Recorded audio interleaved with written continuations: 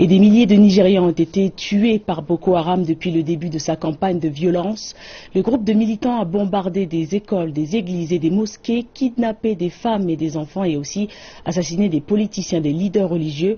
Qui sont exactement les membres de Boko Haram et pourquoi ils attaquent fréquemment les écoles?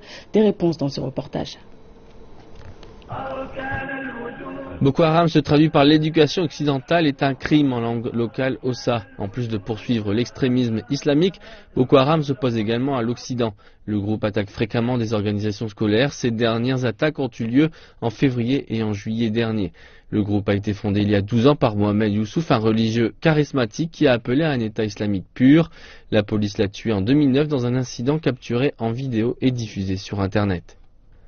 Le groupe militant dit que son objectif est d'imposer une version plus stricte de la charia dans le pays le plus peuplé d'Afrique, lequel est à majorité musulmane au nord et à majorité chrétienne au sud. Bien que le Nigeria soit le pays le plus peuplé d'Afrique et que son économie se soit développée rapidement ces dernières années, la sécurité sociale est mauvaise. Certaines personnes luttent pour avoir un repas par jour et des habits à porter. L'accès à l'éducation reste insuffisant. Boko Haram prône l'éviction de tous les non-islamistes et la construction d'un pays islamique. Il est soutenu par de nombreuses familles religieuses et donc le groupe est devenu plus fort. Depuis 2009, le gouvernement du Nigeria a commencé à combattre Boko Haram. Toutefois, les mesures répressives ont rendu Boko Haram encore plus violent et provocateur.